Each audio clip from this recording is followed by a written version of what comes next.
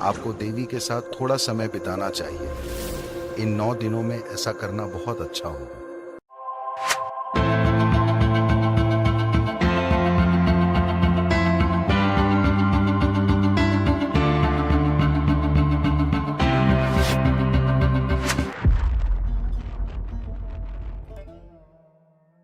ये रात और ये दिन, ये आने वाला दिन ईश्वर की स्त्री प्रकृति को समर्पित है। दुर्गा, लक्ष्मी and सरस्वती। दुर्गा, लक्ष्मी और सरस्वती को स्त्री प्रकृति के 3 आयामों के प्रतीकों के रूप में इस्तेमाल किया जाता है। वे अस्तित्व के 3 मूलभूत गुणों तमस, रजस और सत्व का प्रतीक भी हैं। Tamas literally means inertia. तमस का अर्थ है निष्क्रियता, रजस का अर्थ है क्रिया, जुनून। सत्व एक तरह से सीमाओं को तोड़ना, विलीन होना, पिघलना और एक हो जाना। Among the 3 celestial objects, इन 3 खगोलीय वस्तुओं में जिनसे हमारे शरीर की रचना बहुत गहराई से जुड़ी है, धरती, सूर्य और चंद्रमा, इनमें धरती मां को तमस माना जाता है। सूर्य रजस है, चंद्रमा सत्व है। those who जो लोग शक्ति की, अमरता की,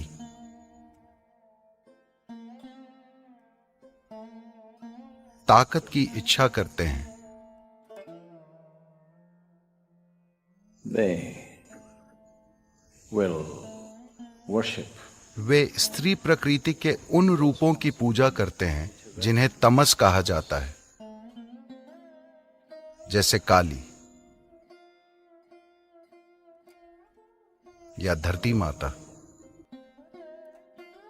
those who aspire for wealth, जो लोग धन दौलत की, जुनून की, जीवन की and various other और भौतिक दुनिया के तमाम दूसरे उपहारों की इच्छा करते हैं। वे कुदरती तौर पर स्त्री प्रकृति के उस रूप की कामना करते हैं जिसे लक्ष्मी कहा जाता है या सूर्य।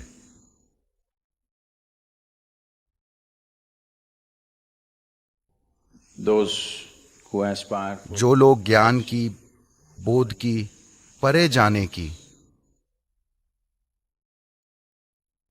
immortality of not the body शरीर की अमरता नहीं बल्कि नश्वर शरीर की सीमाओं से परे जाने की इच्छा करते हैं, they will aspire वे स्त्री प्रकृति के उस आयाम की आकांक्षा करते हैं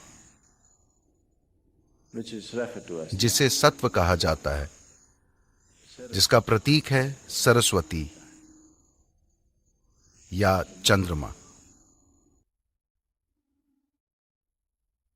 ये तीनों अगले 3 दिन एक एक करके आएंगे। इसे इस रूप में व्यवस्थित किया गया है क्योंकि आखिरकार हम धरती से ही निकलते हैं और हम एक सक्रिय जीवन जी सकते हैं जिसे रजस कहते हैं, देवी की दूसरी प्रकृति। तीसरा, आपके रास्ते में आ भी सकता है और नहीं भी। अगर आपको उन्हें अपने अंदर लाना है तो आपको प्रयास करना होगा, वरना वो आपके अंदर नहीं उतरेंगी। जिन लोगों को ये नहीं पता, लिंग भैरवी की प्राण प्रतिष्ठा 3 मूलभूत चक्रों के साथ की गई है। ध्यान लिंग में 7 चक्र हैं। she has only 3 chakras उनमें सिर्फ 3 चक्र हैं जो तमस, रजस और सत्व के 3 आयामों का प्रतीक है। tamas is the nature of the earth and today is her day And she's the one who gives birth. तमस पृथ्वी की प्रकृति है और आज उनका दिन है और वही जन्म देती हैं। गर्भ की जो अवधि हम कोख में बिताते हैं वो समय तमस है। यह अवस्था लगभग शीत निद्रा जैसी होती है, मगर विकास होता रहता है। So tamas is the nature of.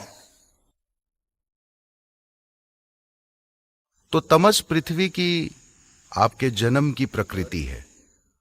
जैसे ही आप बाहर आते हैं आप सक्रिय हो जाते हैं, रजस शुरू हो जाता है।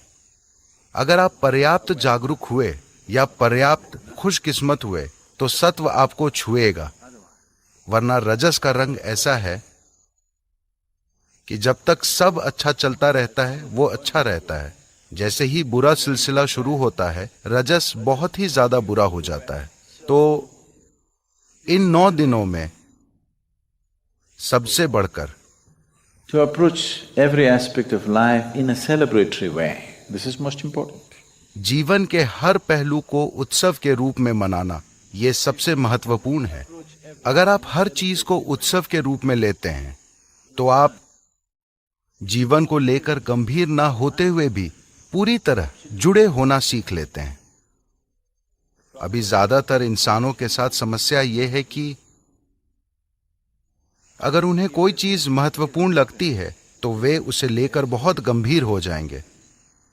अगर उन्हें लगता है कि वो उतना महत्वपूर्ण नहीं है तो वे उसे लेकर लापरवाह हो जाएंगे, उसमें जरूरी भागीदारी नहीं दिखाएंगे। ये सही तरीका नहीं है। सही रास्ता, जीवन का रहस्य बस यही है, Seeing everything. हर चीज को बिना गंभीर हुए देखना, मगर पूरी तरह जुड़े रहना, किसी खेल की तरह। यही वजह है कि जीवन के सबसे गहन पहलुओं का उत्सव मनाया जाता है, ताकि आप उसे चूके नहीं। अगर आप गंभीर हैं, तमिल भाषा में या अंग्रेजी में भी, वो बहुत गंभीर स्थिति में है का मतलब आपको पता है कि अगला कदम किधर होता है। और ढेर सारे लोग गंभीर स्थिति में हैं।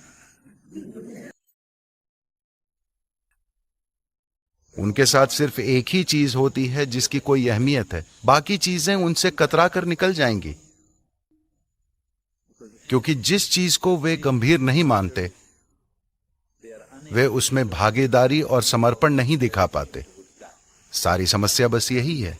तो आज वो दिन है, आप धरती पर बैठे हैं, आपको बस उनके साथ एक होकर रहना सीखना चाहिए। आप वैसे भी उनका एक हिस्सा हैं। जब उनकी मर्जी होती है केवल तभी वे आपको निकालती हैं, जब वे चाहेंगी वो आपको खींच लेंगी। तो जो पूरी तरह निष्क्रियता थी वो गतिशील रजस बन गई है। ये जीवन शायद सभी सीमाओं के परे चले जाए या शायद उसी चीज में वापस चले जाए। दुर्गा लक्ष्मी, सरस्वती कभी नहीं हुई।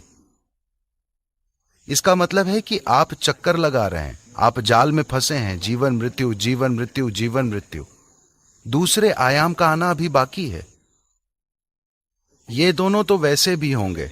जो निष्क्रियता की अवस्था में है वो रजस और सक्रियता की स्थिति में आएगा और फिर कुछ समय के लिए वापस निष्क्रियता की अवस्था में और फिर सक्रियता की अवस्था में चला जाएगा। ये एक व्यक्ति के रूप में आपके साथ हो रहा है, ये पृथ्वी के साथ हो रहा है, ये आकाश गंगा के साथ हो रहा है, ये पूरे ब्रह्मांड के साथ हो रहा है।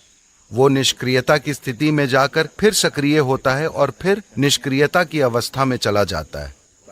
मगर महत्वपूर्ण चीज यह है कि इसमें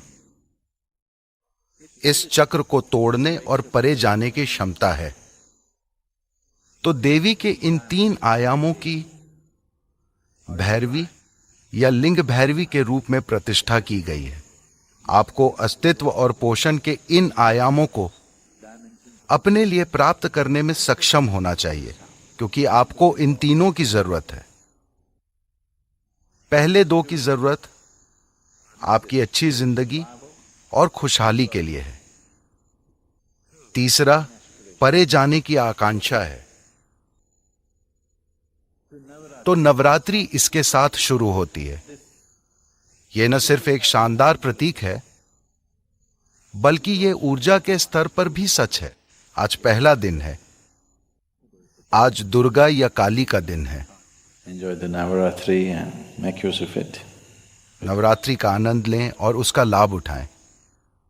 Those of you who are जो लोग कुछ खास तरह की साधना कर रहे हैं, जैसे ब्रह्मचारी और कुछ दूसरे लोग, उनके लिए किसी भी दिन से कोई फर्क नहीं पड़ता, मगर बाकी लोगों के लिए यह मायने रखता है।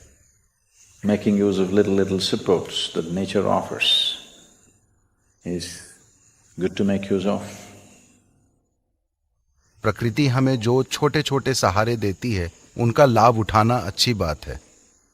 अपनी खुद की शक्ति के साथ आगे बढ़ना असंभव नहीं है, लेकिन ज्यादा लोग ऐसा नहीं कर पाए हैं, बस इतना ही। तो इन 9 दिनों का लाभ उठाएं। अगर आप इन 9 दिनों के लिए यहां हैं, तो कृपया उसका लाभ उठाएं। आपको देवी के साथ थोड़ा समय बिताना चाहिए। इन 9 दिनों में ऐसा करना बहुत अच्छा होगा।